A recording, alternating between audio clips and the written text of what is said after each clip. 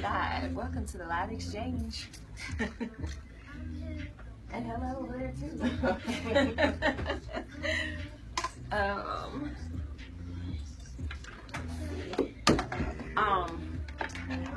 So I had your bio ready to read on my laptop, and I left my laptop at home. That's okay. So I left all my stuff too. Everything. I had a nice little folder. Oh really? Where's the phone? I just got it. I don't even know why I'm looking for it because it's not working. All right, here we go. Yeah. What's up, Ariane? Hope you're ready to talk about love and sex gone wrong. What are we calling it? I don't even have the name of the show. No, that was hers. You want to know? That Maceo mic. That Maceo mic. What's up, Jamani? I know that was really bad. That was not cute. I have nothing. Oh, when Sex in the City ain't pretty. That's what it is. All right, good morning and welcome to the live exchange with Dr. Pamela. I am here with a special guest this morning, Jennifer Glaze. Good morning. How you doing? I'm pretty good. How are you? I'm good. This rain is like off and on and on and off, and I'm like, I just brought a little sunshine in. I love it. Absolutely love it. And we have over here hiding in the corner over here, we have Maceo Glaze. The other one, Emmanuel. Emmanuel Glaze, sorry. You know what? I just tagged Maceo instead of Emmanuel. See how you do? Oh, man. Well, Maceo's a part of this, whether he likes it or not. See? So I didn't even sound right, Maceo Glaze. I don't even know how that came out of my mouth. You don't need to give him no more credit. You'll be calling in and telling him to So, Emmanuel Glaze is here in the corner, too. But we are really focusing in on his wife. In the corner, I know no video. Jennifer Glaze. Today we are talking about when Sex in the City ain't pretty. It ain't always pretty. And so we're going to be looking at HIV epidemic in Atlanta. I decided to throw in a little sex trafficking. I know that you also specialize in drug addiction. Yes. And so we're going to talk about all of that stuff today. Okay. And when love goes wrong, it don't always go right. You know? So stay with us. We've got a lot for you today. A lot of great information, a lot of could be scary information, but if you're armed with the information, you're going to know what to do. And so we want to make sure that you are armed with the right information, that it's not just rumor, that it's fact. And so stay with us. Give us a call, 678-613-5857. We got a great show for you. We see you over there on Facebook. Thanks for joining us. And we'll be back.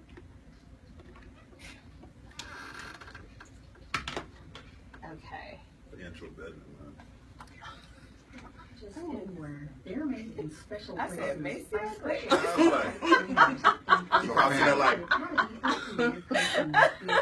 So you come back to the reset, talk for us a little bit, and then we'll go into trending topics. Okay. Courses in health and wellness coaching, spiritual coaching, relationship coaching, fine, the phone working, man. life coaching, and cultural competency It's that, coaching. Courses are Good morning, online, Joseph, hybrid, and or hey, virtual. Johnny, and Kenya, and Everett. Empowering Thanks for coaches to joining us empower today. the world. Make a positive change in yourself and the world. Go to academyofcareercoaching.com.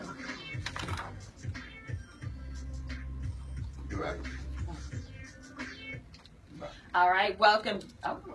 All right, welcome back to the live exchange. I'm Dr. Pamela, and I have here with me Jennifer Glaze. How are you doing? I'm very good, thank you. Very good. Thank you for having me. No problem, no problem. Can you tell us a little bit about what you do and Sure. why this topic is of interest to you? Well, currently I serve as a program coordinator for a local HIV program in the city. Our target population is heterosexual African Americans with a substance abuse disorder. Okay. So we do testing, walk-in testing, and we do community events.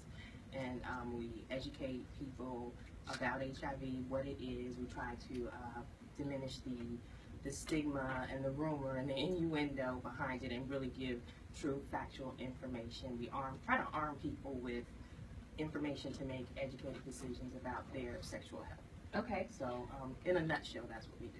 Okay, so I hear you say that it's you primarily focus on heterosexual males. We heterosexual African American men and women. Men and women. There's Okay. a lot of programs out in the community that focus on the homosexual community, particularly what we now call MSM, or men who have sex with men. Interesting. So, I've never heard that term before. Yeah, Okay. there are a lot. I'll probably throw out a few more acronyms Okay, okay. than are common knowledge, but don't too much say homosexual men. We say MSM. Okay. And I'll get into a little bit more about why.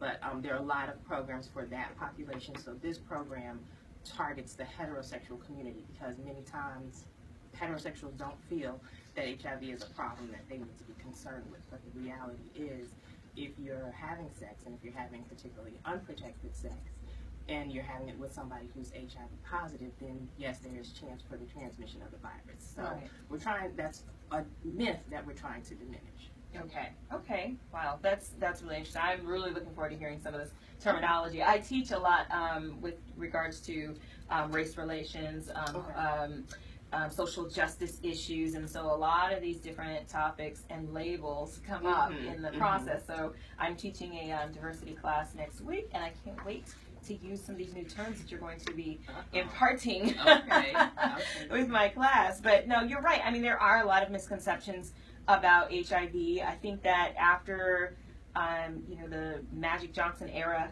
so to speak, passed, we kind of forgot about it. Like, okay, well, Right. he's still alive, so Right. And but that's to your point. In the early 80s, a lot of people who would come out and say, I'm HIV positive, within a couple of months, they were deceased. yeah, So then in the 90s, you have Magic Johnson, this big, robust guy, and he says, I'm HIV positive, and looks like he's thriving and living better now than he was back then. before, right? Yeah, yeah. So that did feed a lot of misconceptions and myth, and there must be a cure, and magic brought the cure, and I've heard, when I go out on these events, I've heard all kinds of things about it, but there is no cure for HIV.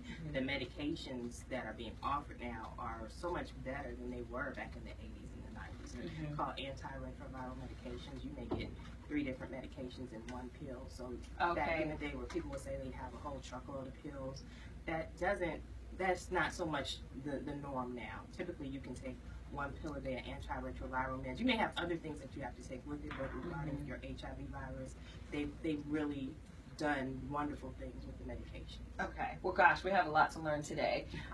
But before we do that, before we learn more, we're going to do some trending topics. Okay.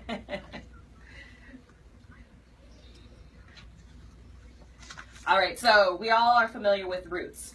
The movie, Alex Haley, and I was 12 years old, 11 years old maybe, when I spent a summer in Alabama reading that book. And so, but there is a remake in the works, and they're going to do a mini-series, and there are many unexpected historical details that are put in on screen in Roots, and this will air over 4 nights starting on Memorial Day, so it's coming up. And it will simulcast on the History, Lifetime, and A&E channels with a sprawling cast that includes Lawrence Fishburne, Forrest Whitaker, Annika Noni Rose, Anna Paquin, the rapper T.I., not like we have to say the rapper, we know who T.I. is, and the English newcomer Malachi Kirby as Kunta Kinte, the central character. So that'll be interesting. Have you seen the original Roots? I have. But let me ask you this. What are they basing this new series off of? Is it something that was in the book they didn't see? Or, Somebody probably capitalized on an opportunity to make some more money. I'm just sitting here like, and they were able to put in every black actor that ain't working for the last 3 years in the movie. So. That might have been it too. It was like, hey, let's do this again. And we'll give y'all a discount. So that's just interesting, I say the least. What do you think, Jennifer?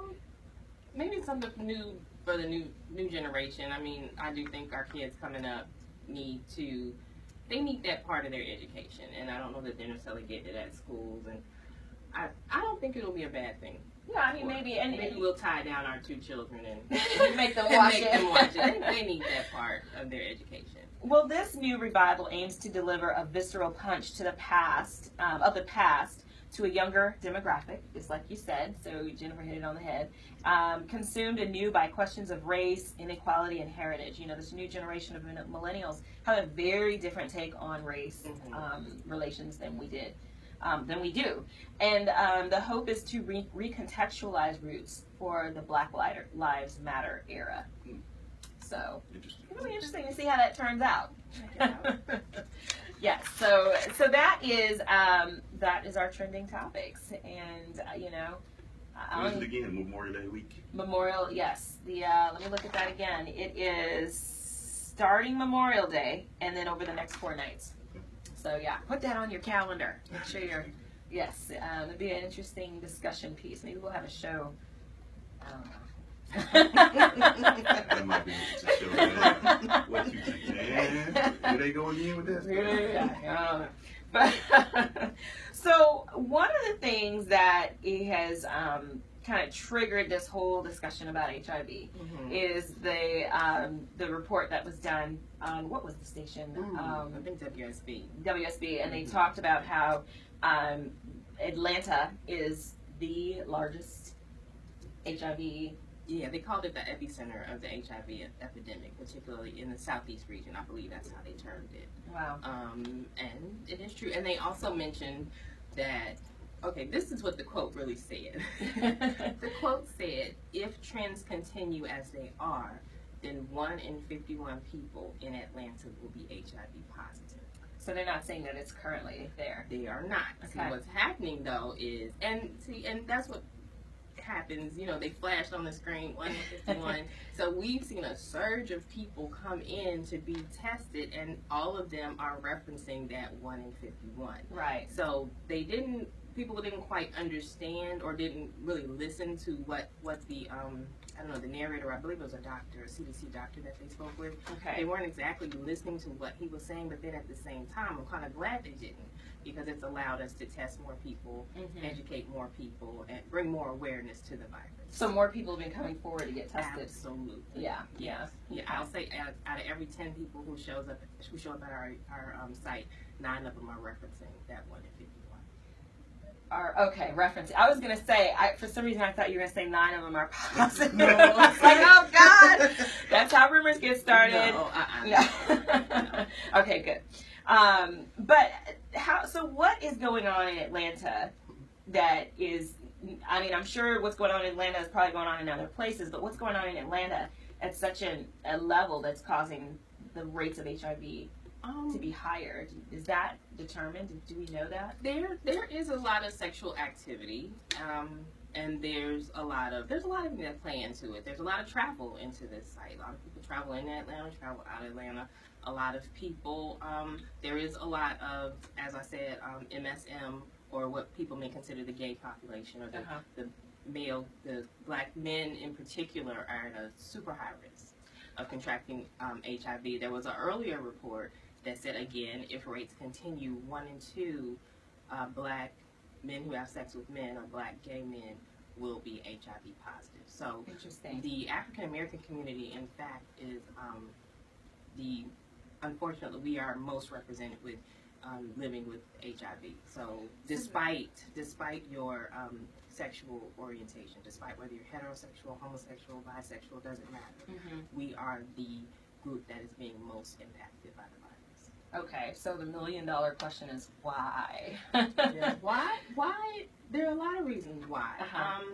One reason is because we don't have a lot of venues to have conversations like this. Okay. We've stopped having the conversation about HIV. Like you mentioned with Magic Johnson, there was some talk then, and then it just stopped. We were like, he's okay, so right. So it must can't be that bad. Right, must be all right. We haven't had the conversations.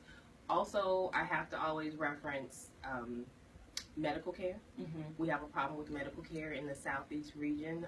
The Affordable Care Act, or Medicaid expansion, I guess I should really call it, has not occurred down here, which has kept a lot of people out of the loop medically. People aren't able to get their traditional testing.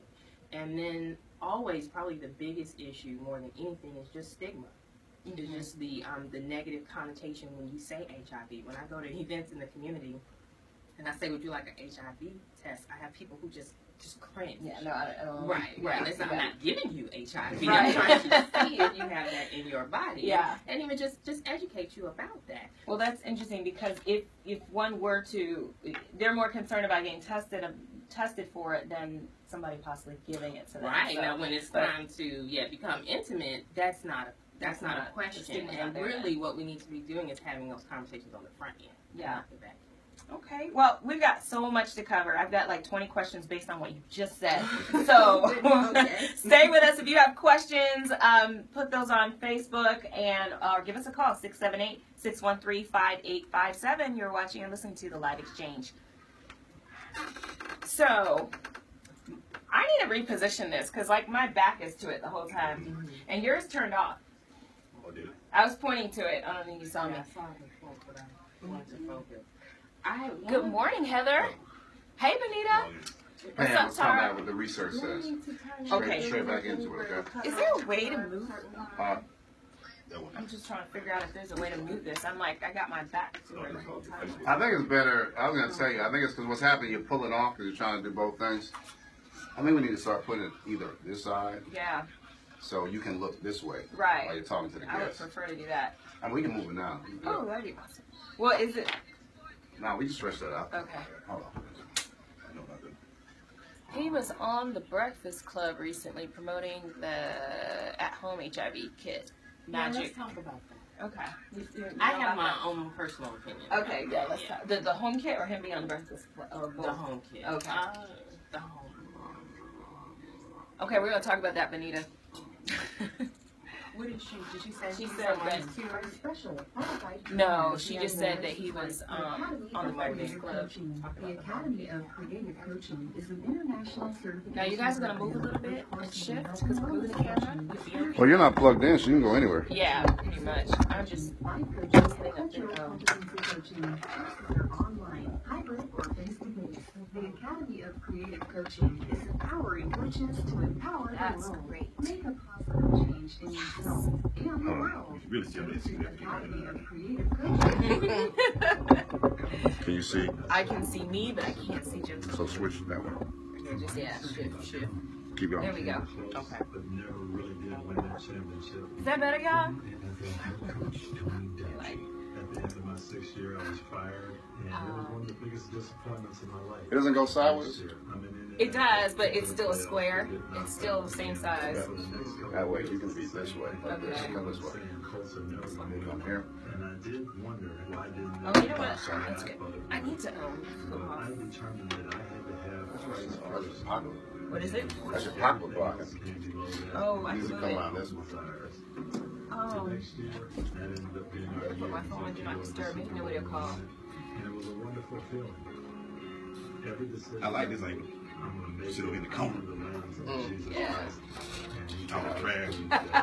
We have this voice just in the background. Yeah, anytime you want to chime in. Thank you. Oh, I can't leave this chair. It's my favorite chair. All right. So I might need your eyes every now and then. I think I see Ashley saying hi to you. You know Ashley? Yes, that's my cousin. Hi, Ashley. We're going straight into the research. How did she get straight into the research or? Straight into the research. Introducing the computer synthesizer. Because it's taking his medicine, diet, and exercise. Okay, good. 'Cause Boring old man speak. I didn't hear him say it, but somebody said he's been talking about he's cured. He's not cured, he's undetectable, which is something that we talk about. Because once you get the virus, you always have the virus. But you can take meds and such. If you're on your meds, doing exercise, diet, you can be at an undetectable level, which means there's very little virus in your blood. And that also means that it's very little chance you will pass it to somebody else. Okay? So that's about like the best situation for your HIV. But that's okay. Okay. Already come back. Because kids in foster care don't need perfection, they need you. For more information on how you can adopt, go to adoptuskids.org. A public service. Okay, who's that? The last comment.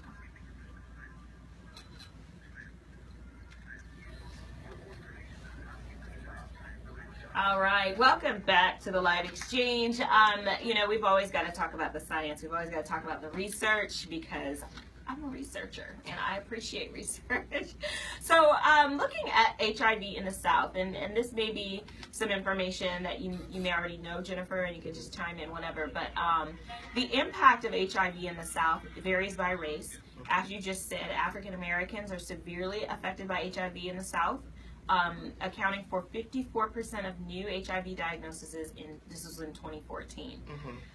Black, gay, bisexual, and other men who have sex with other men, MSN is here, face an especially heavy burden, according to 59% of all HIV diagnoses among African Americans in the South. I'm going to come back to that one because I have a question about that. Of all black MSN, that's again men having sex with men, diagnosed with HIV nationally in 2014, more than 60% of those were living in the South. And then number 4, black women face an equally disproportionate burden of the disease, accounting for 69% of all HIV diagnoses among women in the South. Very interesting, very scary. Yes. Question, why is it, you know, because I know that in a lot of the conversations that I've had, a lot of the circles that I interact with, have said that HIV has been used as a way to shame, you know, the LGBT population, particularly men who have sex with men. And so I had, you know, a lot of times just kind of been told, you know, that's not necessarily a bigger issue. It's just that there's a stigma with men having sex with men.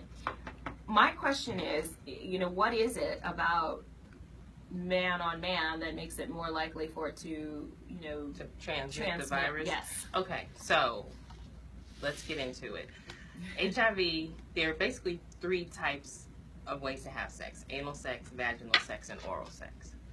Anal sex is the way to transmit the virus at a higher rate, primarily because, let me back up a little, I'm sorry. There are only certain bodily fluids that will transmit the virus. Those bodily fluids are blood, semen, breast milk, vaginal fluids, and anal fluids. And then also something that they call pre-seminal fluids, which is essentially before a man actually ejaculates, there still produces a fluid, and the virus is located there. Okay. Okay, so let's look at anal sex. When you have anal sex, you typically have blood. You can have blood present, you will have semen present, and you will have anal secretions. So those are 3 viruses, 3 fluids that carry the virus. So that is why that is the more likely way to transmit the virus. Okay. All right, if we go to vaginal sex, you're typically going to have semen, vaginal fluids, sometimes some blood, but not typical. So that's only 2. Okay. And then if we have oral sex is the least likely way to transmit the virus. It is possible. You kind of have to have what I call a perfect storm for that to happen. But there are documented cases. There are few, but documented cases where that has occurred. How do they isolate exactly what bodily caused or what caused the transmission of the? Because I mean, well, whenever we test somebody, you have to also do a risk assessment. So you you talk to them about their behaviors, their sexual behaviors, how often they use condoms, if at all, how often they have protected sex, unprotected sex, who do they have sex with, and then we get into other behaviors, like we get into drug abuse, we get into I'm trying to think, sex with men who have sex with men, trading sex for livelihood, sometimes for survival sex. Sometimes you have to have sex with someone just to have a roof over your head, clothes on your back.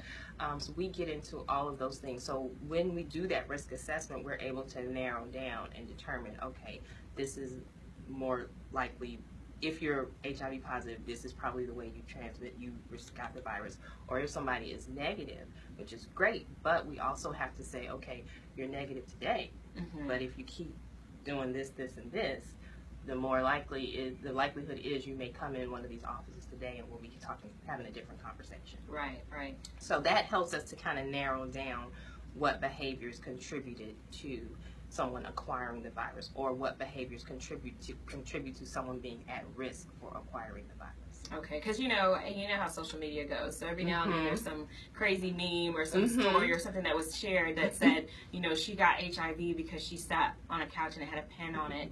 You know, and see, okay, sexual activity is the way you most likely transmit the virus. You can transmit the virus through needles, like IV drug use. Right. That's part of why there's a heavy correlation between HIV and substance abuse. There's also a heavy correlation because when people are using addictive substances, they're not thinking clearly. Even if they plan to use protect a barrier method such as a condom, they're typically not going to put it on properly. And condoms typically don't work primarily because of user error. It's not the condom's fault. Right. It's that we're not putting it on properly. So that's when you have your problems. So they might have it on for the first round, and then exactly. You know. They may have it on for one type of the one type of sex, but not the other type of sex. You have to have it for each contact. I'm good. It was all good the first time. Right. Or what really gets people is what really I feel hinder people is, oh, she looks good, he looks good, they're good. They look we healthy. don't. Right. Exactly. HIV doesn't look like what it looked in the 80s. Yeah. You can be perfectly normal, look just able-bodied, healthy, but you can definitely have that virus running through your body. There's no way visibly to know, and there's no way to know you have that virus in your body unless you get a specific HIV test. Oh, well, I'm going to cut you off Okay. because you did say you wanted to talk about those home tests, and so when we yeah. come back, we are going to talk about Okay. that. So stay with us on the Live Exchange. I got to write that down. I always forget. She responded. She said, I guess Magic Johnson was on there. She just said Magic said that he wasn't cured. He just is. What did I say? No. No, I said people said he was. No, but she believed Okay. that. Somebody said that. In her He did not comments. say He did not say he was cured. He stressed he was living with the virus and he's dormant. he's dormant and it's just yes, he's undetectable. He talked about living. I'm sorry if I'm all in your face. I'm reading the Okay. comments. I'm talking. He's talking about living with HIV because he is taking his medicine. I think. Pam, I think. Yes. come back, reset, bring the question back about the testing, and we'll go on the balance challenge. Okay. But also, do like a PSA. If you're watching, you're listening, you want to be tested, is there a number they can call? Yeah, let me get it. Hold on. Where's the comments on my phone? You know, that's how we know. Okay. Go to CDC. Actually, just say go to CDC.gov, and I think if you look on HIV, I think on the main page there's a place you can put like your zip code and get So there's a testing website, you put your zip code in, it tells you. All right, so Yeah, let's there's get that a out. few. It's too sweet. Oh. This is when I get the Chick-fil-A. And I think she might be talking about. I think she was talking about the guy, Breakfast Club. What's his name? Who's on the Breakfast Club this morning? Charlie Sheen.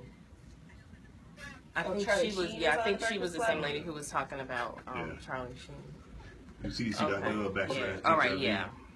Okay. That's what it is. All right, come back in. Yeah. I just don't wear earrings every time I do the show.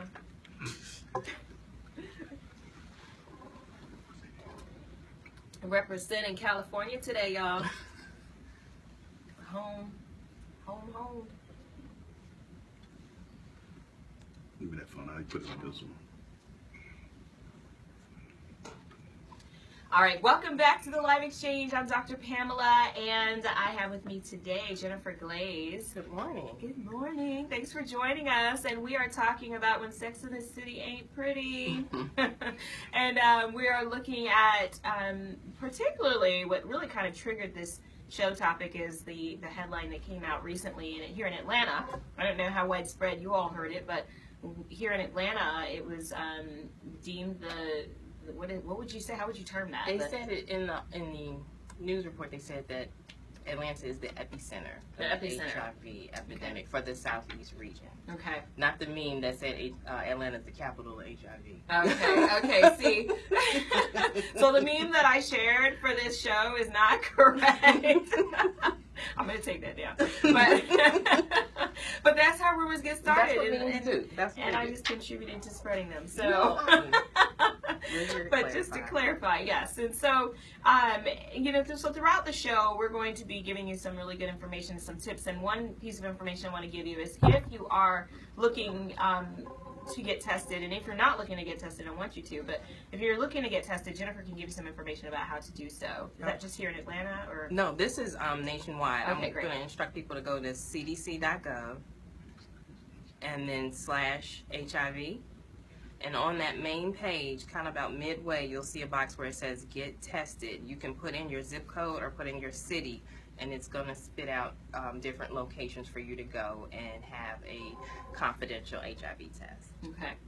All right. And you had mentioned if you get tested and if you're not positive today, is there a possibility that you are positive and that you just don't test positively? Yes, there is a window period. So when we do our HIV testing, it tests for all sexual activity up to the last 90 days. The 90 days is what we call the window period. It takes time for when the virus is introduced, antigens turn into antibodies, blah, blah, blah, blah. I'm not medical. Let me get that clear. I'm not medical. But that's kind of how it goes. But it takes approximately 3 months for those antibodies to show up in your blood system. And the testing that we do at my site, we're testing for the antibodies. Okay. So, yes, there is a window period. So, if I get someone who is HIV negative, yay, great, congratulations, everybody wants to be happy and jump out the chair. Okay, well, hold on. I explained the window period. And what I recommend is that they, for the next 90 days, only have protected sex. We offer them condoms or dental dams or whatever the case may be, whatever their preferred method of safer sex is. We tell them to have only safe sex for the next 90 days. Come back after that 90-day period, let us retest you. And if that test comes back as negative, then yes, you can consider yourself HIV negative. But every time you have an unprotected sexual encounter, essentially you start that clock over again. Interesting. Wow. Okay. Well, and the reason why I ask is because I know in the past it was longer. The window was longer. It was like 6 months or. The innovation that they've made within the HIV field are tremendous. Like before, you would have somebody would do a test, and then you'd have to wait 2 weeks and get like a letter mailed to you with your results. That doesn't happen anymore. You come in, we prick your finger, and before you leave, you have that test result. So it's about a 15-minute window. So talk about the home tests. The home test. I have mixed feelings about the home test, primarily because first of all, it costs a pretty decent amount of money. I think it's about somewhere between $60 and $80 for one test, number one.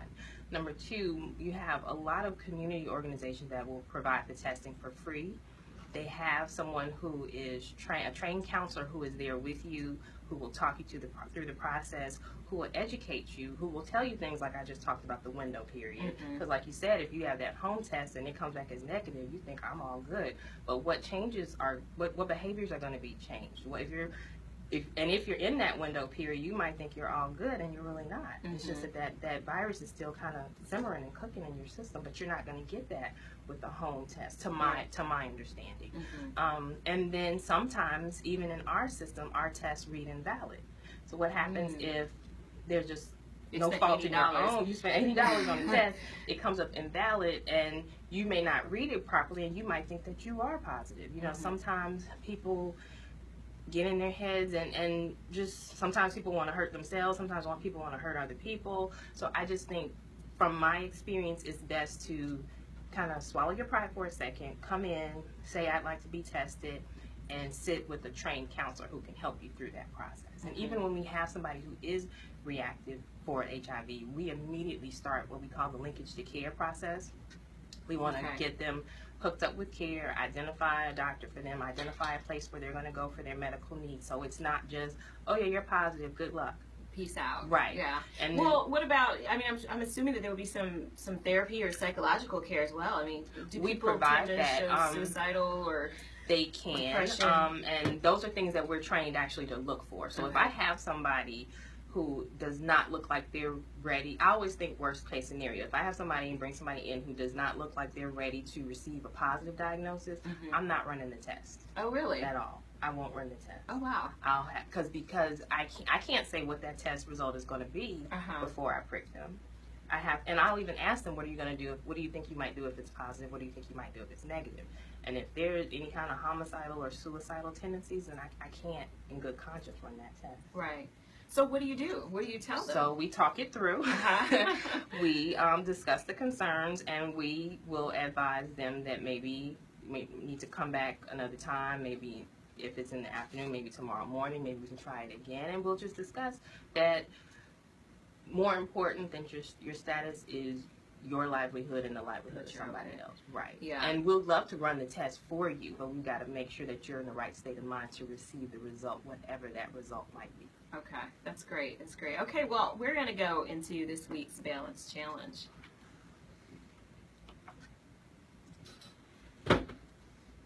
All right. So this week's balance challenge. I know you think you think you know what I'm going to say for the balance challenge. You think I'm going to say go get tested, right? My balance challenge to you before you get tested, I want you to have a conversation with the person that you're intimate with, because that is a really hard and uncomfortable thing to do, so thus I'm making it a challenge. I want you to bring up that conversation about STDs, about protection, about whatever your method is, and have a conversation together about whether or not what the two of you are doing is safe. Is it exclusive? Don't be afraid to ask that question, because if it's not exclusive, you want to know. Yes, absolutely.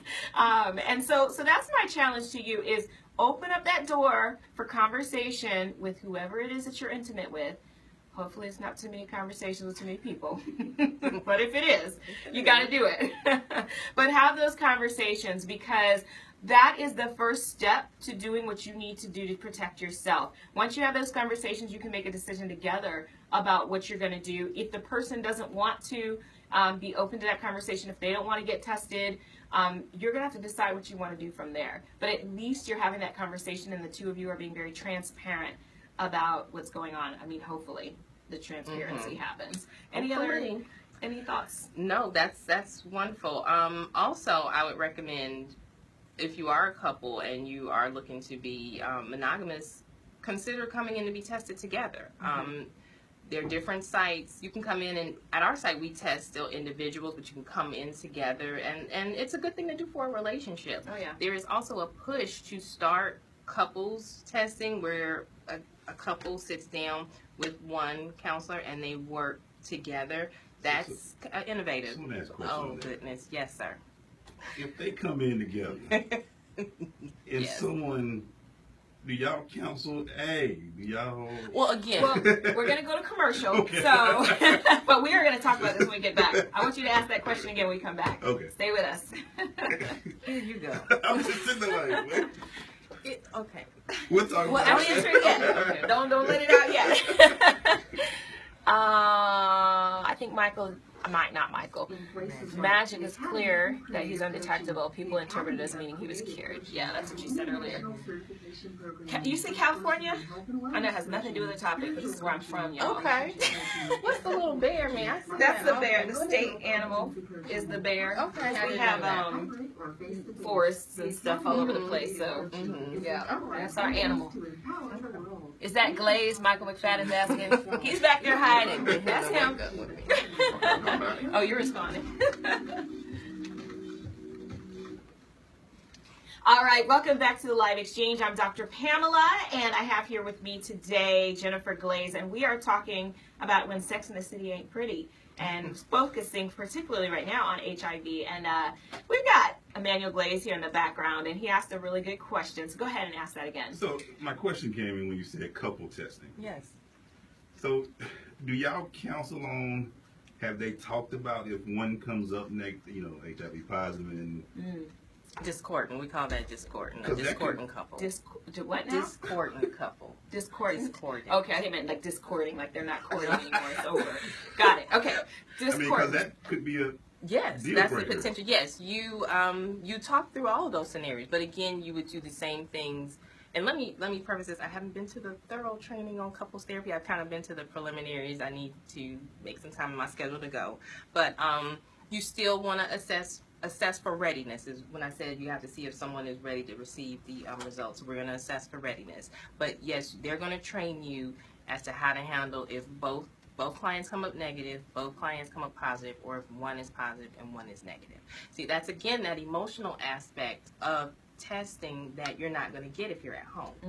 And to me, it's crucial that the emotional aspect and just the educational aspect and how we're going to make behavioral changes and what's going to be important for you. But that doesn't mean the end of the relationship if one is positive and one is negative. Well, that would be up to the couple, though, right? It doesn't have to be. Yeah. It doesn't have to be. Honestly, there's a new thing I'll just throw out called PrEP. It's a new medication that's along if someone is HIV negative, they can remain HIV negative if they're in a high-risk situation. And I would say if your partner is positive and you're negative and you all continue to have sex together, that's a high-risk situation. So can we not all just get on PrEP? You have to, number one, be negative. High risk. Okay, negative. PrEP is not for everyone. PrEP is a pretty rigorous, it's not just taking the medication, just popping a pill and going about your business. Oh, okay. You have to be checked by your doctor regularly. You have to be checked to make sure you're still HIV negative.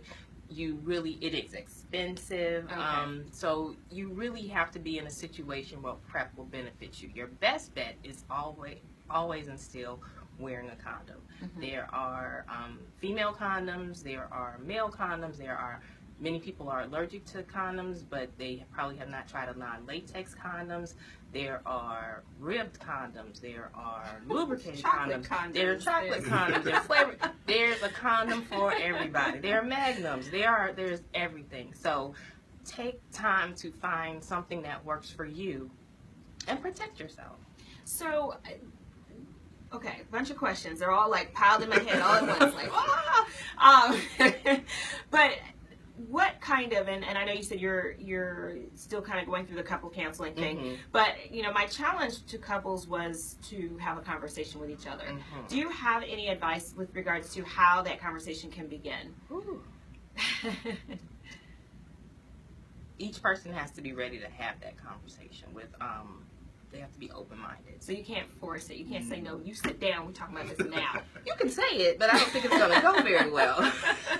But really, ideally, and typically there's one person who wants to have the conversation and one person who doesn't. So sometimes I have found that coming to health fairs or testing events and just gaining a little education will kind of help to open up the person who's a bit more resistant. Okay. Let me also say this. A lot of the information that I'm providing is part of it's open record. You can get it on cdc.gov and Georgia Department of Public Health. A lot of the stats and the numbers that I have. So even if it's just pulling some of that information off the website or getting a pamphlet and discussing it, but you do want to at least try to initiate the conversation. Don't just say, oh well, he'll never go for it or she'll never go for it.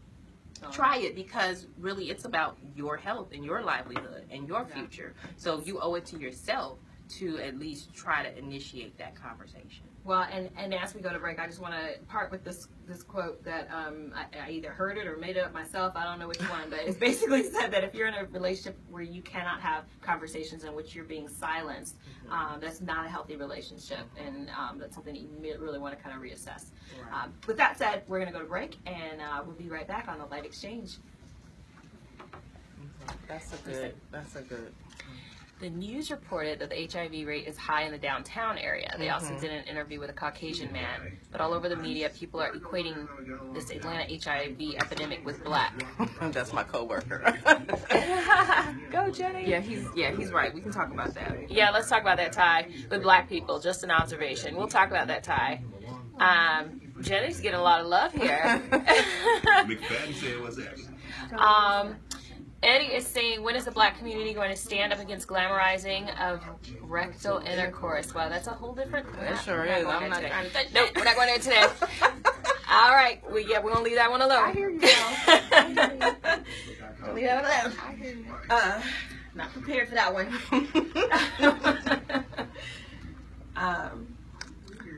Let's see if we have a minute. And not just in the What time is it? I've lost all track of everything. 11:45. Okay. Yeah. Like the Academy of Creative Coaching. The Academy of Creative this content Coaching here is an too. international certification program with courses in health and wellness coaching, spiritual coaching, relationship coaching, executive coaching, life coaching, and cultural competency But we can talk about the Eddie says why? Because that's not today's topic. Okay, I'm going back. Another Another reset for me, okay. Okay. And the world. Go to academyofcreativecoaching.com. If you're looking for that wretched But Eddie, if you want to do your own show on that topic, it's free world. You can do it. He's always trying to rock the boat. All right, welcome back to the live exchange. I'm Dr. Pamela, and we are talking about HIV epidemic right now. And you know, it was kind of triggered by a report that came out in that Atlanta is one of the highest areas that has it in the southeast region.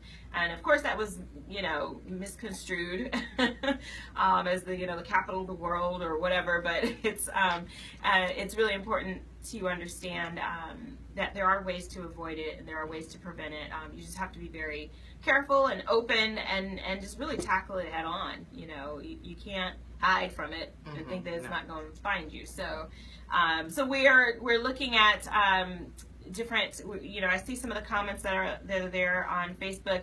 Please continue with your questions. We also have a number you can call in, 678-613-5857. And one of the things that some of the facts that I have here from the CDC, there's certain factors that are driving the southern HIV epidemic, and the heavy burden of HIV in the South is driven in part by unique socioeconomic factors, income inequality, poverty, poor health outcomes. These have long been more widespread in southern states compared to the rest of the nation. And these factors are not unique to HIV. So people in the region have long suffered poorer health outcomes overall. So this is just kind of representative of the overall health. One question that came up on Facebook was, when this report was given, it was shown that it was mostly the downtown Atlanta area. So it was specified to a particular region of Atlanta, and that they had interviewed a white male. I don't know anything about the interview, but what the person is asking is, why are we only focusing on African Americans? Why is that getting all the emphasis when that may not necessarily be who all are getting infected by HIV? I think that because the numbers are so disproportionate, we're so disproportionately affected in the African American community. It's heading towards a crisis in our community, where the numbers in other ethnicities are notable but not nearly as significant. Like, I believe, and I'll pull the quote maybe on the next break, but I believe, we're about, African Americans are like somewhere between 12 and 20% of the general population. But when you talk about cases like HIV, we're making, and I think you had a quote, we're making up somewhere between 40 to 60% of all new cases. So what they're saying is, if we're 12 to 20% of the population, we should be 12 to 20% of the cases. We shouldn't be double the cases. We shouldn't represent 2/3 of the cases. So that is a problem. So that's why we get so much focus. The clip that he's referencing, I'm actually glad that they did note, they featured a older white man who's HIV positive. And they spoke to him and his story. And I was glad, because you do need that variation, because if you show everybody black, then you get to thinking, oh, well, it's a black disease. Which is what often happens. Happens. So we do need to have that variation in our storytelling and in how we provide the information. But at the same time, we need to make it clear, those who look like us, are having a rougher time at it, and we need to pay attention. Interesting. Well, there's a couple of other statistics here that say many people, well, when I said that overall, we tend to have health issues on a larger scale overall. These health issues include disproportionately high rates of obesity, diabetes, cancer, infant mortality, as well as overall mortality rates, and for all causes than in other regions. And what's interesting is we've done a show before, or a couple of shows before, that addressed health disparities, as well as so access to healthcare, as well as a lack of trust and a I fear was going to say, yeah, of the healthcare. distrust of the system, the whole Tuskegee thing, the Tuskegee experiment, that still plays in the minds and hearts of a lot of people. A lot of people think, they just go to the doctor and take your money and they don't do anything for you. And so all of that feeds into a lot of African Americans just not regularly going to the doctor, getting themselves checked out, and then just the general stress of the day-to-day functions of a lot of times it's more important to get your kids fed and keep a roof over your head, and I'll just take a ibuprofen, I'll be okay. Yeah. Oh, and yeah. we put ourselves last on our priority list when we have to start rearranging that. We have to put ourselves first, because if we're not first, we can't be there for anybody in our lives. Right. Right. Absolutely. And that whole idea, I'll just take an ibuprofen, I'll be okay. And, and it may have a temporary relief, provide temporary relief. And then we may even get to the point where we're just used to having achy, whatever. We're just used to having headaches. We're just used to having heavy chest. Absolutely. And lo and behold, it's high blood pressure, it's diabetes, it's something, And actually relating that to HIV, we find that a lot of people who come in to be tested are what we call late testers. So that means within 3 months of being tested for HIV, they are found to actually have AIDS. Okay. AIDS, and maybe I can make that differentiation. AIDS and HIV really are kind of two different things. The HIV virus leads to the condition of having AIDS. Okay. You can be HIV positive and never progress to having AIDS. Having AIDS means that your CD4 count or your T cell count, your count, white blood cell count, that's the things that keep you from getting infections. It's your immune system. Okay. When your T cell count dips below 200, then you are considered to have AIDS. We have thousands and thousands and thousands of white blood cells just running through our system right now. Thousands and thousands. The only time it's going to get that low is when you have I shouldn't say that the only time, but HIV, when it is allowed to progress and kind of run rampant in your body, it will cause your T cell count to dip below 200. When that happens, you are medically considered to have AIDS.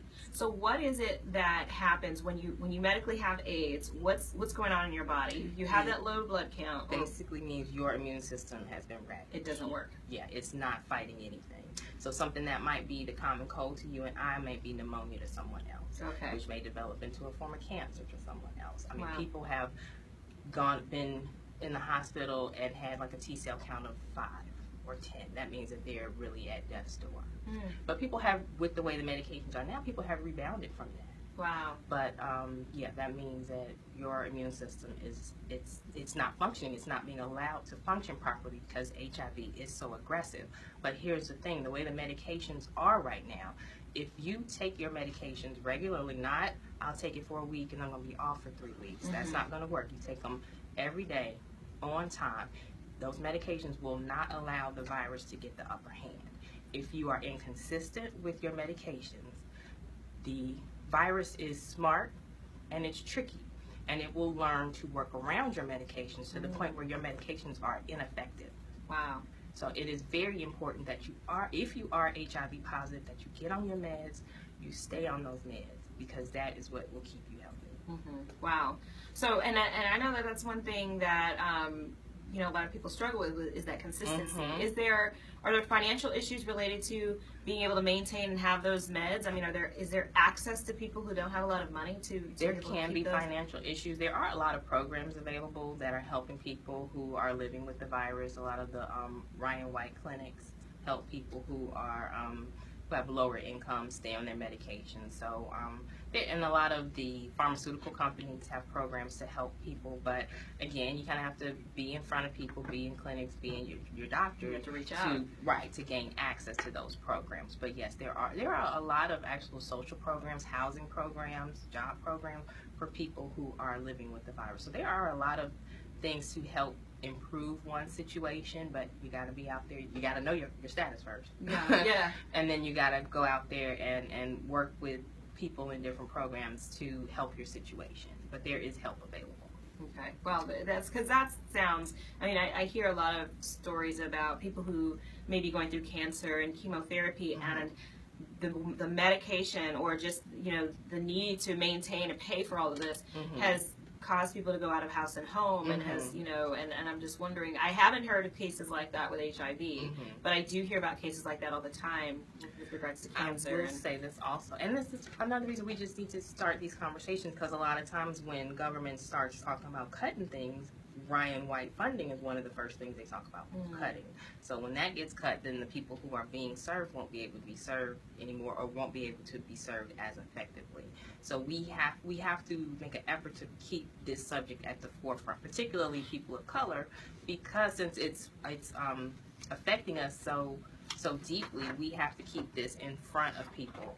I know it's been the topic of some conversation with some of the Democratic presidential candidates, and they've had some discussions with leaders in the HIV community. We need to continue that to make sure that funding stays in place. Well, and we're going to talk a little bit more about that, because I think that a lot of this, the stigma with the funding is, you know, well, you know, they're a bunch of sex crazed gay people, you know, and these misconceptions about what's really going on, and really all it takes is one time. Exactly. You know, so, but we're going to talk about that. Before we get into that, we first got Dr. Pamela's love notes.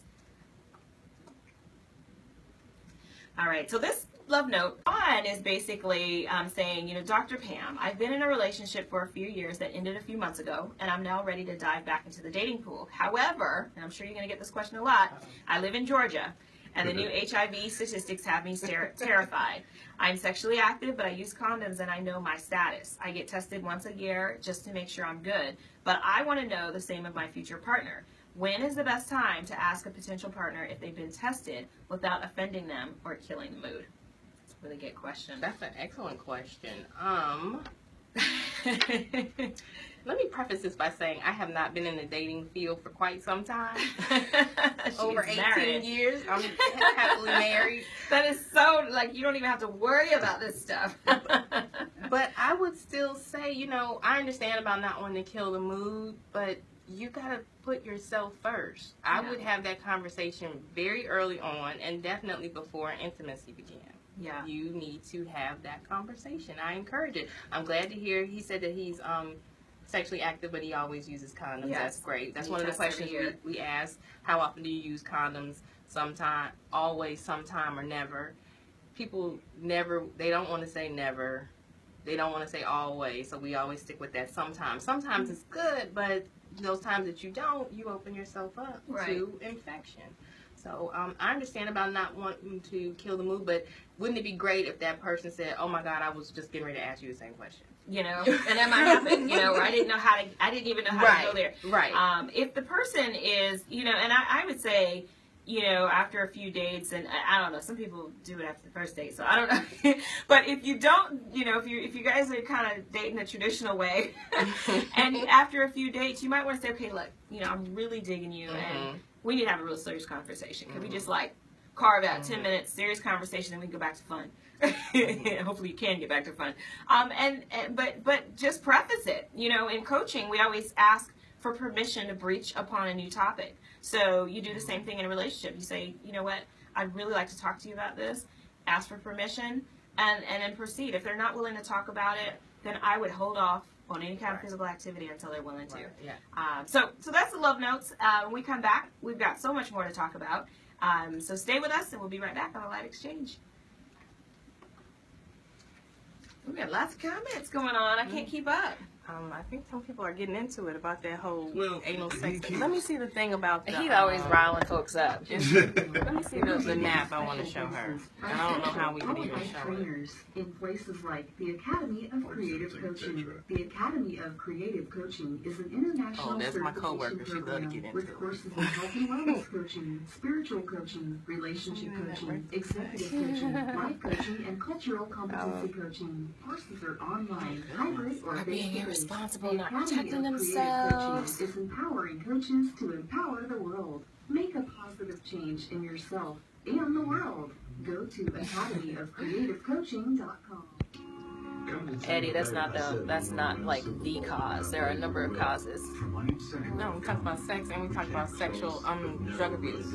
Drug abuse. There are a couple other things. Heterosexual couples. Mother-to-child transmission. And then also healthcare workers. But mother-to-child transmissions and healthcare workers are pretty much null and void at this point. It's the first two. It's the IV, it's the drug use, IV drug use, or just how substance use will diminish your reasoning, your thinking ability, to put you in a trouble situation, and then sexual activity. Those are the two main focuses, but there's really 4 ways. I mean, so guess while She's up there now, the sex one is with one of y'all. the ways. It's the highest, you know, but it's not the Yeah, only. we got All that. We got forms of sex cessation can transmit the virus because it's the transmission of the bodily fluids. If those bodily fluids are present, That was the guy. and then of someone who's infected to somebody who's not, there's a chance of transmission. I need to talk about if 2 people are HIV positive, what they need to do. That's one thing. And then here's a map done by AIDSview.org that I use Tell often. Macy I'm talking to the guy.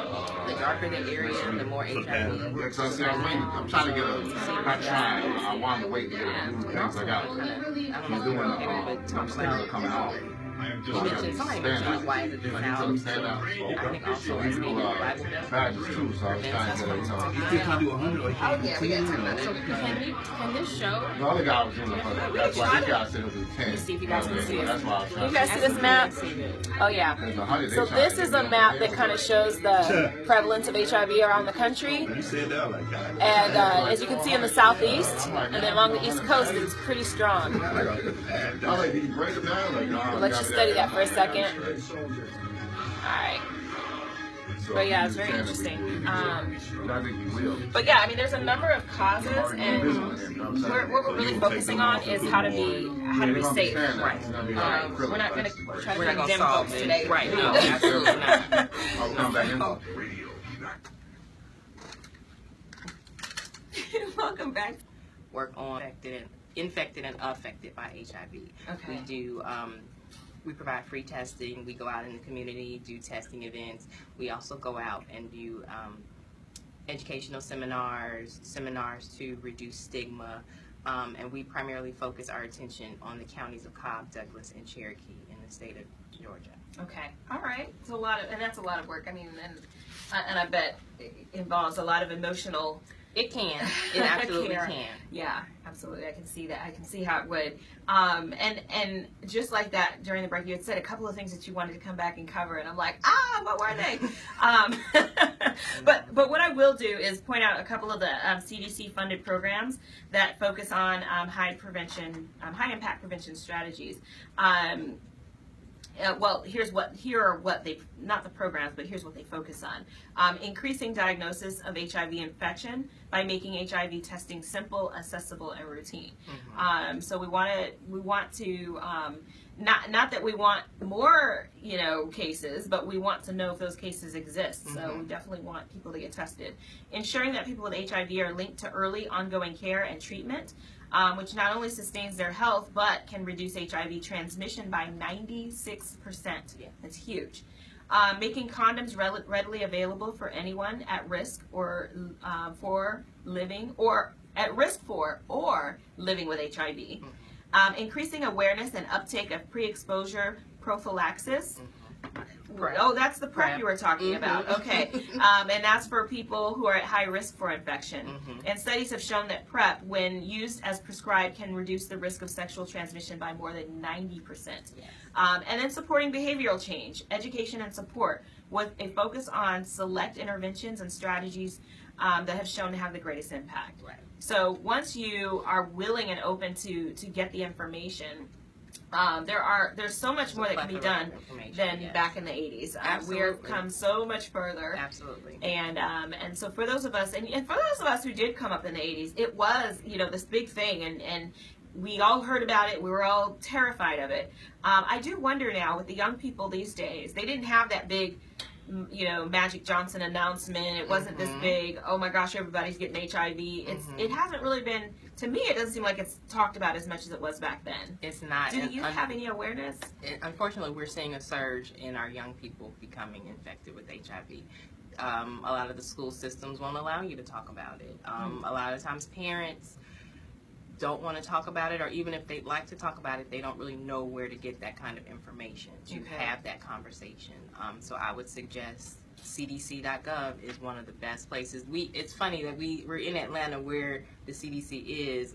What is this?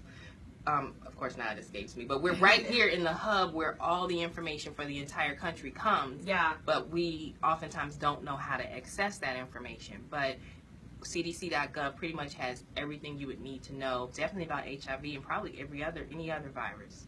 Well, so from my understanding, the problem isn't so much I don't have access to the information, I don't know how to find out. It's more so just apathy. Like I don't want to know, and it's fear, and it's if I don't think about it, it's not going to be an issue. And all I can say is the fear and the apathy is why we're heading towards 1 in 51. Wow. And we have to change that. What it said, this quote said was, if rates continue as they are, the rates don't have to continue in that manner. We can make a U-turn and turn this situation around, and we don't have to be infected. There are campaigns to say no new infections.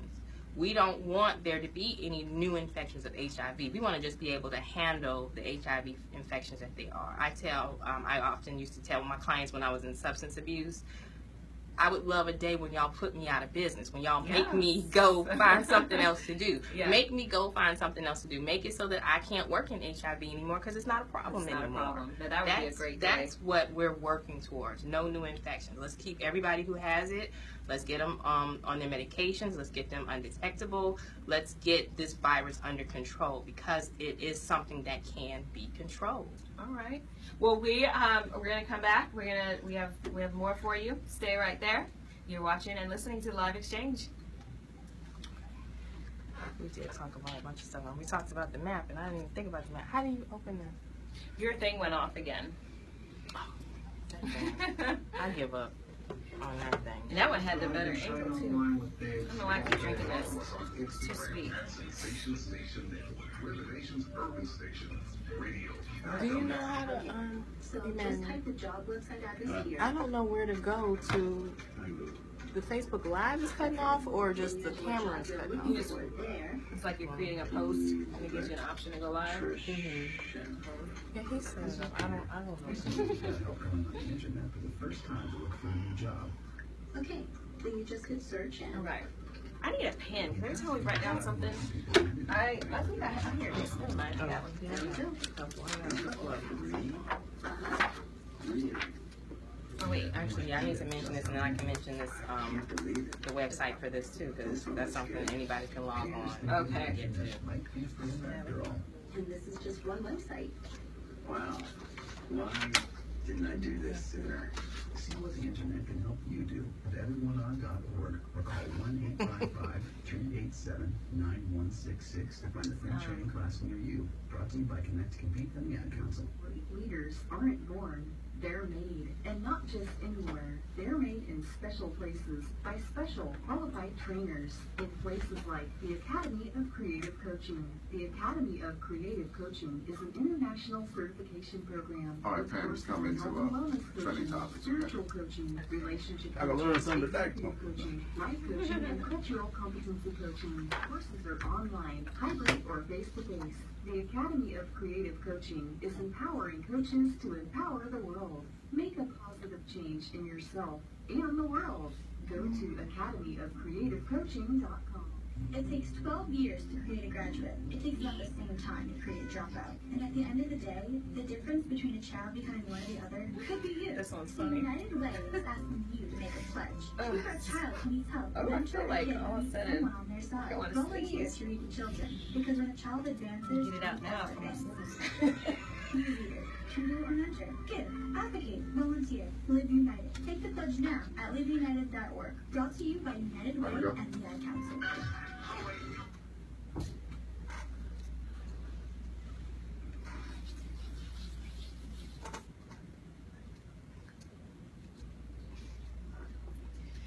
All right, welcome back to the Live Exchange. I'm Dr. Pamela. Today we are talking about HIV, and we're looking at when Sex in the City ain't so pretty. But sex between this couple is pretty good, I would assume, between Aisha Curry and Steph Curry. I don't know, but I'm just, you can tell when people are happening, but he's probably encouraging her. But earlier this week, Curry announced that she was going to open a pop-up restaurant called International Smoke in San Francisco.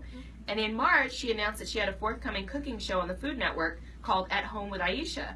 And in September, she's going to release a cookbook called The Seasoned Life: Food, Family, Faith, and the Joy of Eating Well. Sounds pretty awesome to me. Sounds good to me. Well, Patchy, the social media troll, commented, quote, yawn. Inspiring women to be the best wives and cooks they can be, eh? Or make a profit off their husband's success? Is that the most you can achieve with your fame? How about inspiring women of ethnic minorities to pursue higher education and get degrees? Or build their empires, become entrepreneurs independently of the men they're married with?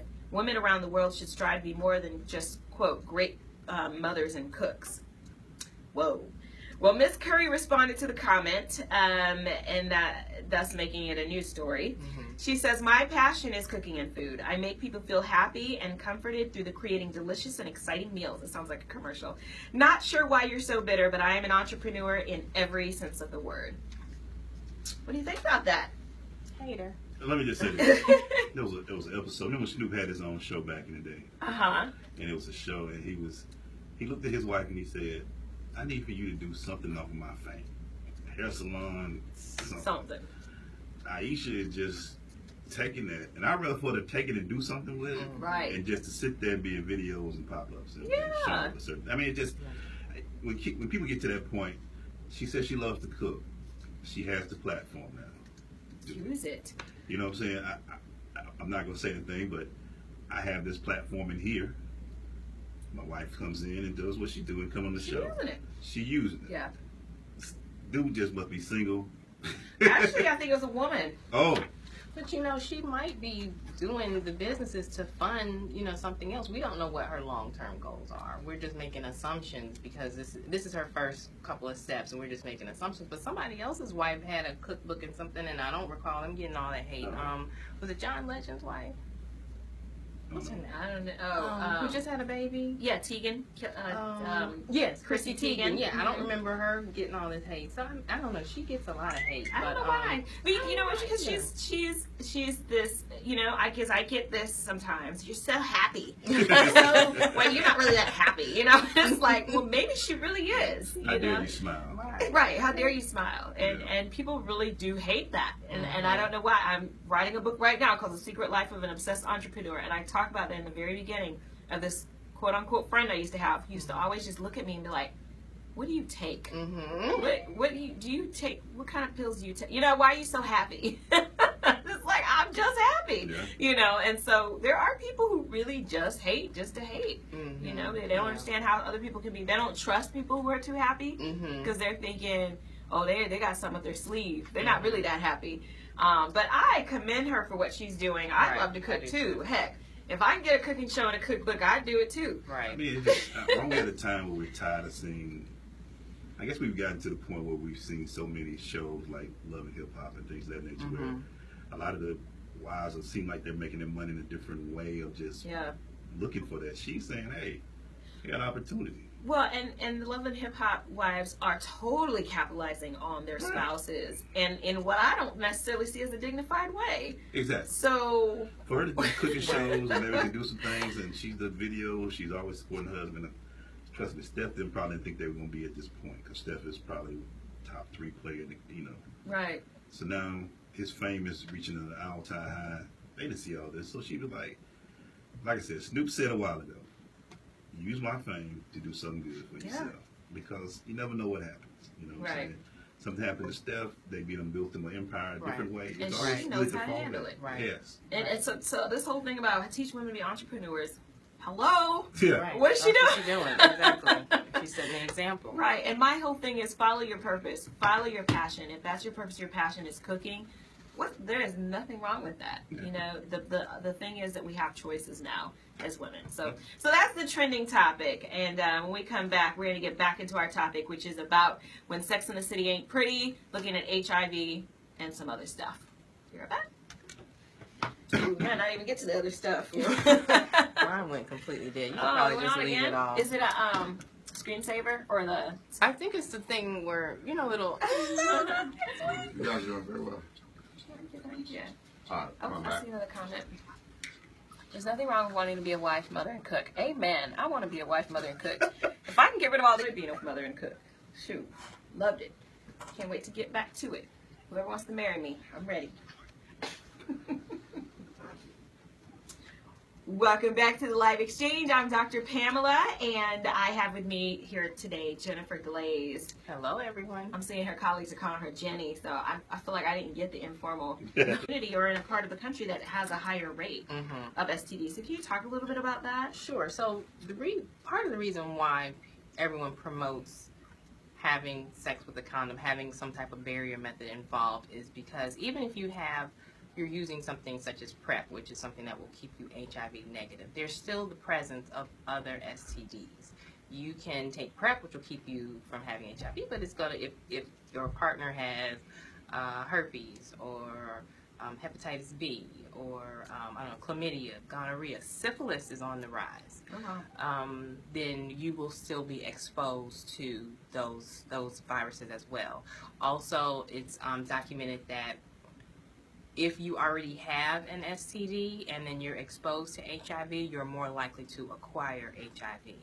If you have HIV and then you get exposed to another STD, you're more likely to acquire that additional STD. And different STDs can complicate one another. The medications can be complicated. So it's just not a situation that you want to be in. You want to, if you do acquire HIV, you want to take care of yourself. Even if you are on PrEP, you still want to use a condom because you still need to protect yourself in the presence of other STDs. But we're really pushing on just getting people used to using a condom or some type of barrier method every time they have sexual intercourse. Now, does it matter if they are in an intimate relationship, if they're married? I mean, how do you advise people with regards to condoms and This gets a little tricky. I'm not gonna lie. I have a lot of women who say they've been in a relationship for 20, 30 years. There's no way they can introduce a condom into the relationship. I get that. At that point, it's really up to you. I still promote it, but it's that person's choice. What that person can do, if they choose to just not introduce condoms, they can just make a commitment to be tested every 6 months or once a year. The CDC does recommend that everybody be tested, I believe from like 13 up. Every person be tested, or maybe 18, 13 or 18. It's definitely in the adolescent years. Up and through adulthood and through older adulthood. Be tested for HIV once a year, no matter what, despite their marital status, despite their sexual orientation. Once a year, get that HIV test, because if you're in that kind of committed relationship, and we've had these things happen, you're in a committed relationship 30 years, and then, you're getting sick, you pop up in the emergency room, and, oh, you're HIV positive. Well, how did that happen? I've been with my husband for 30 years, or I've been with my wife for 30 years. Well, somebody's doing something, and that virus has been presented into that relationship. So, and then that goes back to what I said about the late diagnosis.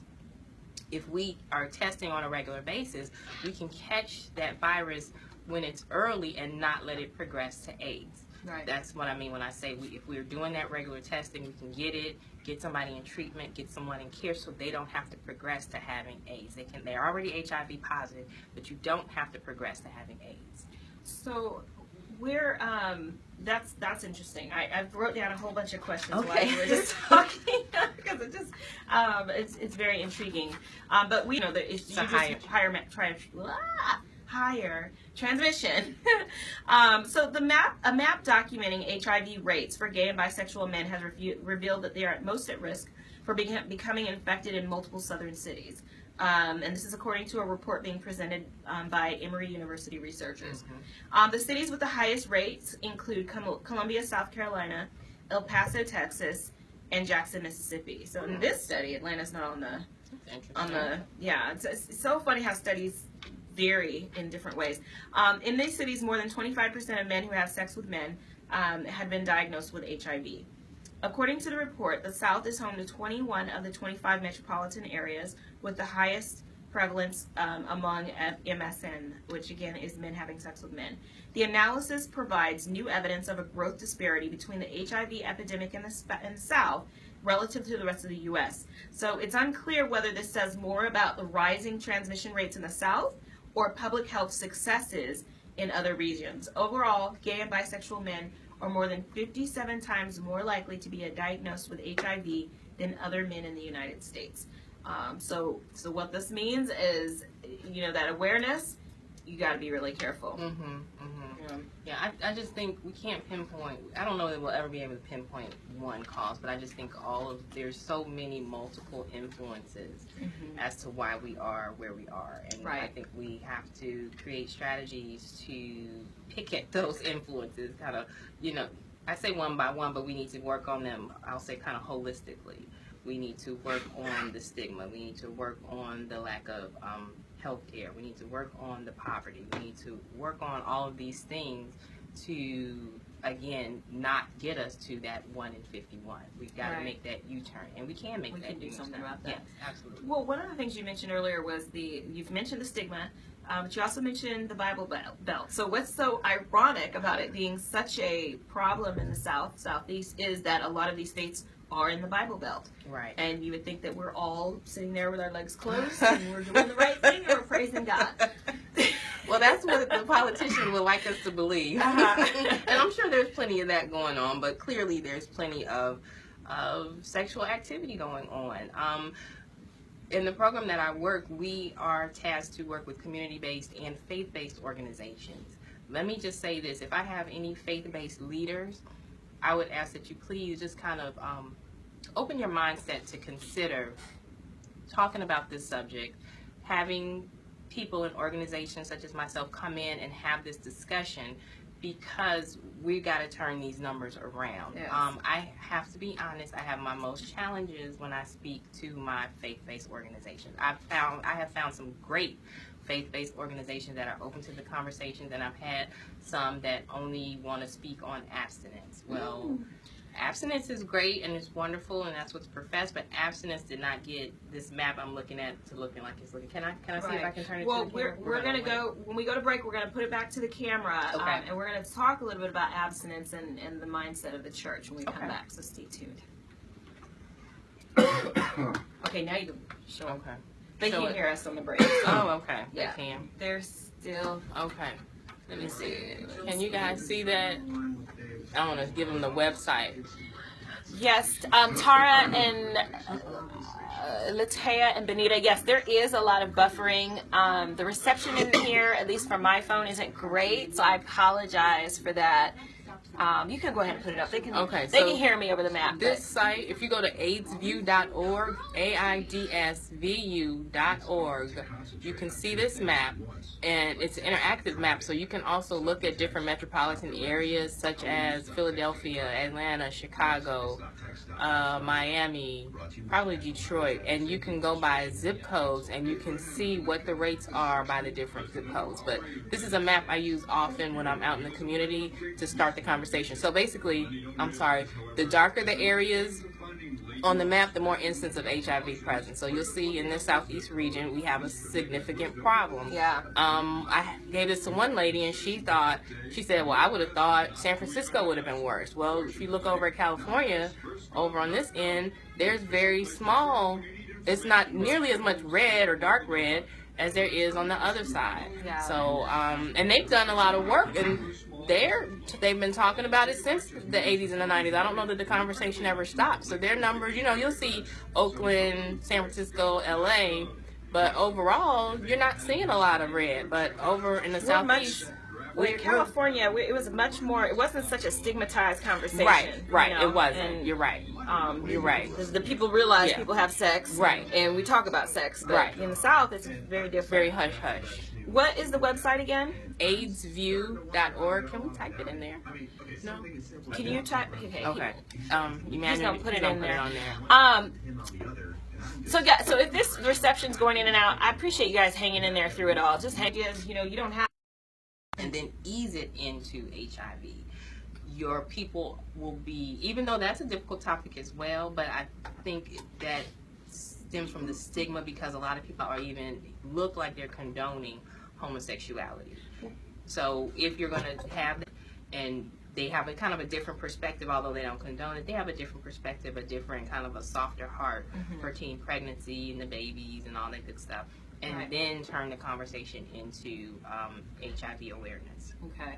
But it's a challenge. It is a challenge. Well, and if we take a political spin on it, you know, as you mentioned before, what was that legislation called that you mentioned earlier? Somebody's name, Ryan White. Yes. Why Ryan White? The name Ryan rings a White bell. is a young man who was diagnosed, I want to say in the 80s in Kokomo, Indiana, I believe. He was like 12 years old. Okay. He was a hemophiliac, so he had to get blood transfusions every so often. Well, this was before people were testing for blood transfusions, so clearly somebody who was HIV positive provided donated blood. That blood was put into his body and he developed the virus. Now, because he was it was a small town in Indiana, this was early on, nobody knew anything about it, so he was really shunned and ridiculed, and I believe he had to leave his school. He went through a lot.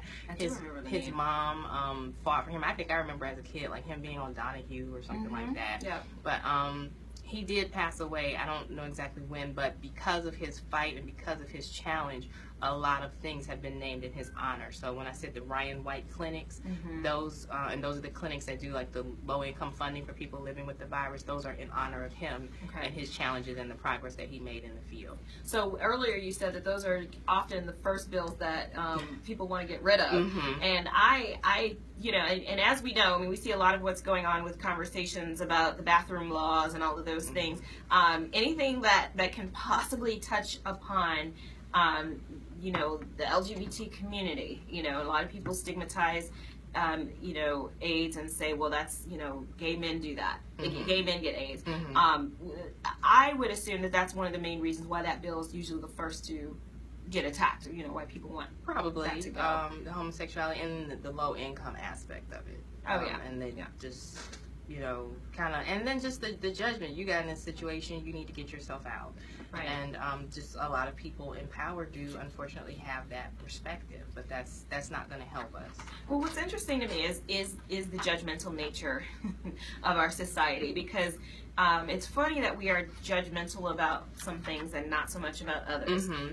It's popular to have one kind of consequence for your actions, but if we're talking about a whole other set of actions that aren't acceptable, you know, it's not okay to have that consequence. You know, consequences are consequences. Right, absolutely. But it's funny how we pick and choose. Right. What we want to say is okay and what's not. Or you deserve this. Right. Or no, they didn't deserve that. You know, it's just really interesting how we do this. But we're going to go into the balance challenge, and we'll talk a little bit more after that.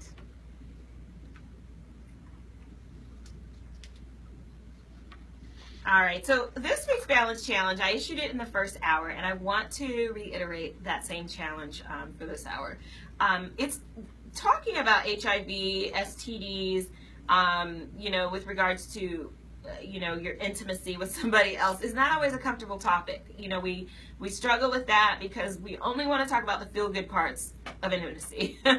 You know, we only want to talk about what was great and this and that, but it's really important to set aside a conversation specifically to talk about how you two protect each other and how you protect yourselves.